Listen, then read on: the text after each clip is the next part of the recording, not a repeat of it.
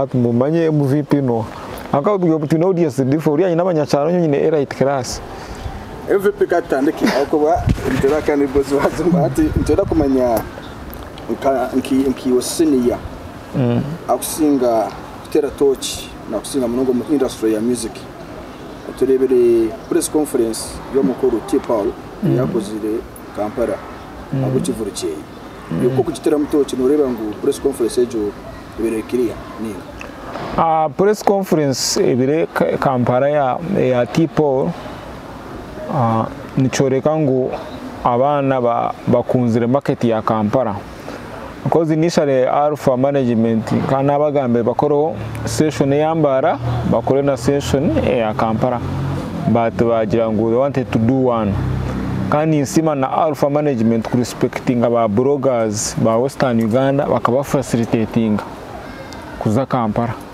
everyone bakamuhereza amajuta ninga ba TikTok natu no mubintu biri different kankushobora na nicyo niza kucicengesa abantu na Alpha Music eka facilitating aba naga ba bloggers na ba TikTokers nibijuru mu category ejo kugira ngo natakubasa kugamba statement kugira ngo ki batatu kanshoboroje Alpha Music eka facilitating aba bloggers vloggers na ba TikTokers nukana rero TikTokers bonga atkankushobora because ati umuryabo kansara kansara moni is a vlogger then ba TikTok and ba Kayima na Aziz na Bruce then kansara is a vlog because na akora video abutekachi akolesa ka ninjakara Facebook na YouTube beta kutambara amani ngona yagatekachi TikTok kutambara which is okay on YouTube ya social media you be strong haichi kutambara. So Alpha Music eka facilitating abruman na MVP bakamweza amashutageye ni wazayo anyotira jirenga inebi ya anteganise but I was given fuel yo kuza Kampala ukaba disappointing amene kabagamba ata bakwendera torachibose nkabajya ninza covering function kandi kaji bakavaringira nabakora post ya because shembe bakaba kandi wenda my physical presence akanye kaneza kuhereza umukore kitinisa muka kuna budget nabasa kwiza cyaba disappointing but however they facilitated me Alpha team jubaza so because kana n'ikindi kansaramoni bakamuhereza mu shito go kutwara koza inekigomero president wa Western Quality Bloggers so ejo association yabo mu Bruce erimo Jonan erimo Karian Kahima so kansaramoni ka president bakamweza amajuta ngo atwara abo MVP ari independent bamweza amajuta geye abataragenze ni group ya mbara Western influencers koze nebigomba bibiri kuyo niyenda ko abantu batereza mu statement yo bamba kora submission.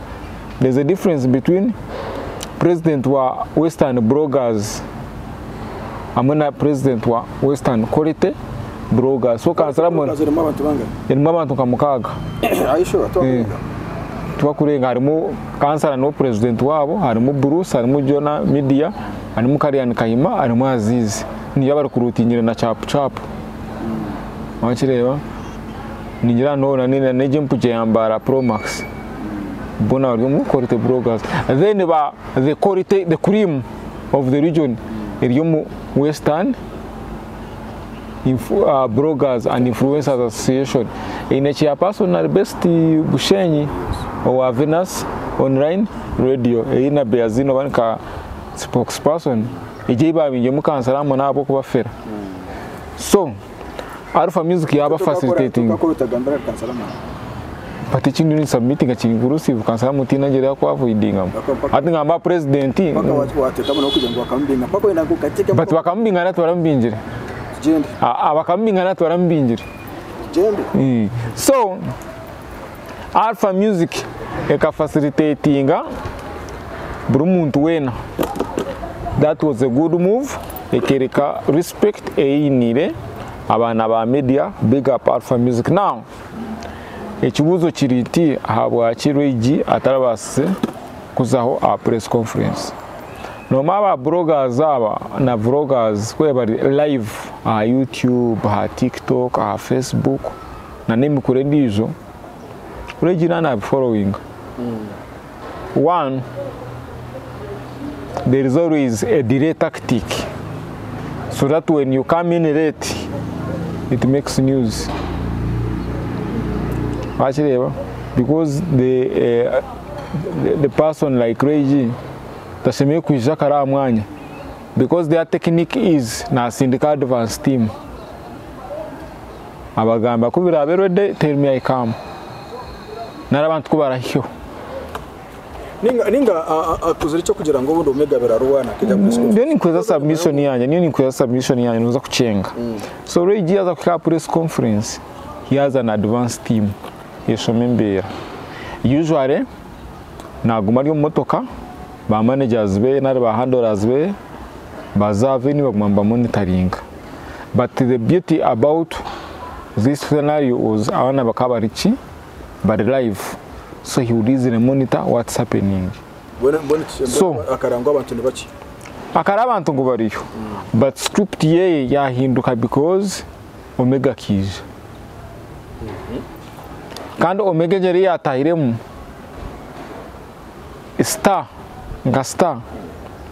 ariyo motoka ya mani eri fanse yarango yatahamu umushinyazo ngagataro, because abantu ko Omega kuyatahiremu isimu zona zatandika kuhinduka zazo wa Omega nawe nabasako baki aina abantu yo kumukavaringa, but he would not enjoy the moment. Wachelewa akari na truth ayibaye bari, so ninja ku kabiro kanseminza no concept so kube bari aho pressure yabo ho kari Reggie agambira truth atsebozayo niyo kamba buzabuze batiyozayo, so truth yavuga nawe yijaveni na abantu batakacengere Reggie mwine kumanya ngo it's not the first time Reggie wakumova shadowinga. Reggie akagenda ya twara Matt Henry aha NTV. Reggie akagenda ya twara Matt Henry NTV.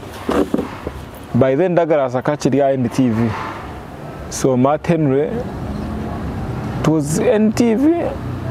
Yeah, that was, is it Douglas or Panda?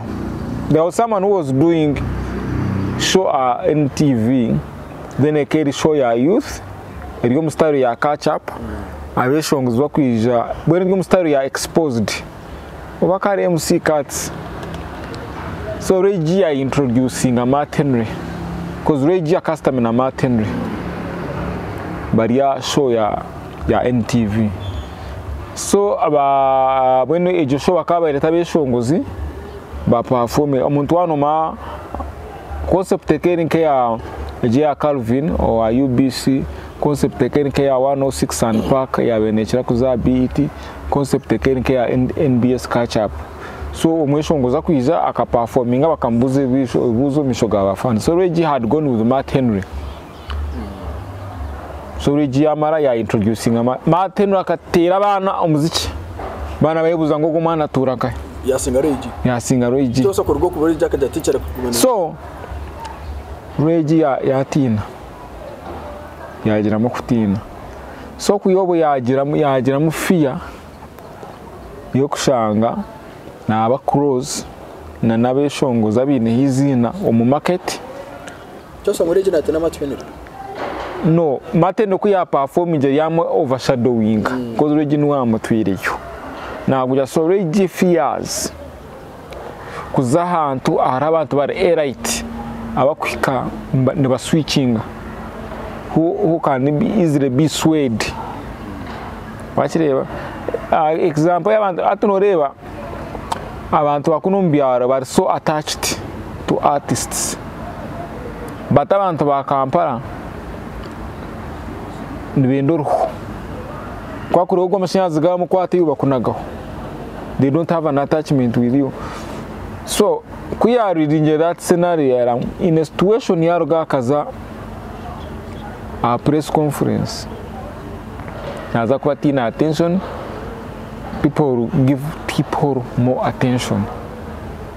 Achireba na Omega uba tulimbagamba na Omega uba tulimbateka ibigambo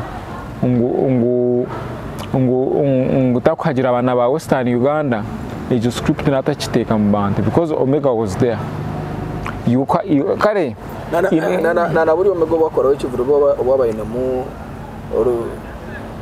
promoter w'iki yabana cyabanje kuzaho tebara kiza waba mbegete yamugana baramusanga batambara hamwe. That's what I'm telling you. So hatwe kazi ngo wayine measure yabakwagira music ya Western Uganda measure yene yerekangwa akozero ki. Okay, you can send apologies. Can supporting the truth. No, Reggie, reason why you are supporting the truth. Concert, the show was not for truth.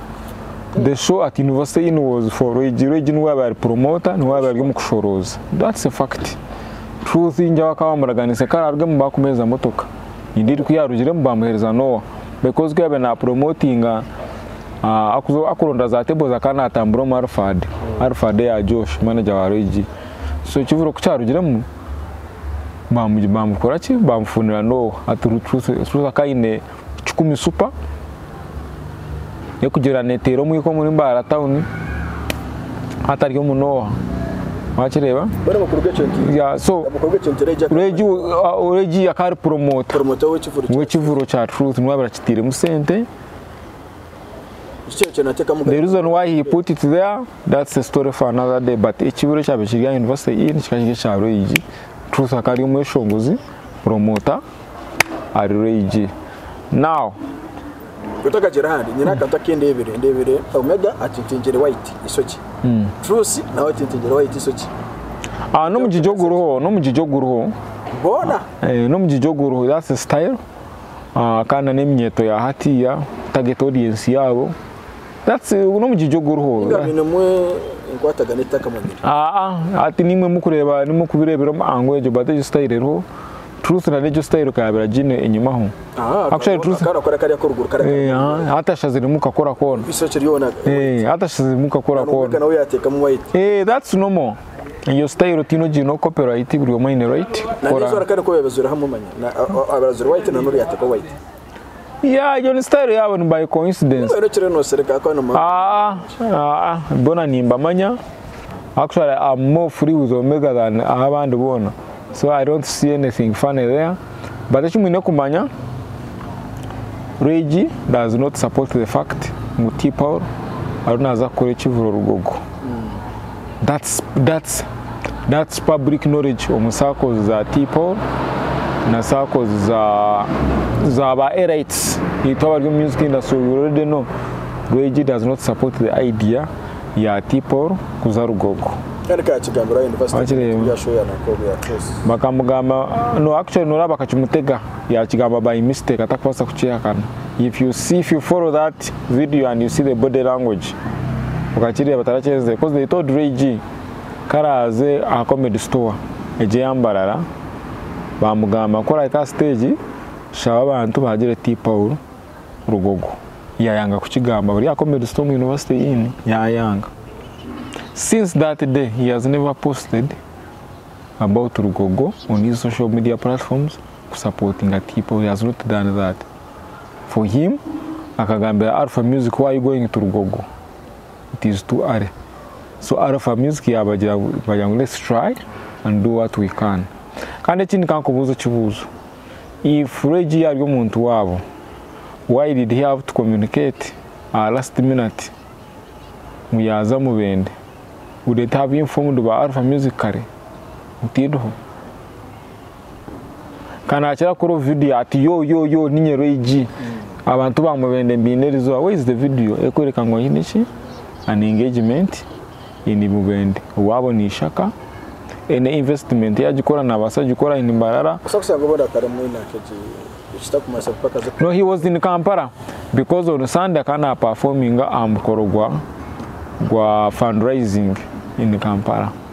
So even I believe why they put actually the reason why Batiro press conference Juba is because all the artists were accessible in Kampala that time, because Reggie was in Kampala on Sunday, Truth was in Kampala on Sunday. I'm Korogwa Fenon Rwanda Phenon Records n'umukoro rwa Truth Karo akuhereza ka confessions ebintu byarabiremwe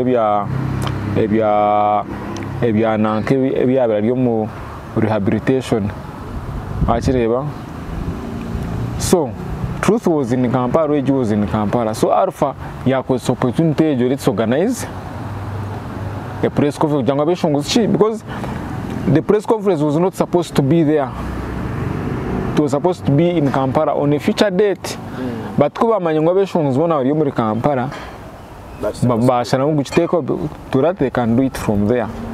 So icyo cyo kugira ngo ari mu ngakari mu bende, that's a diversion. Kandi kindi itabine technology, we have apps zikutuyamba kuma location y'omuntu kumanya hari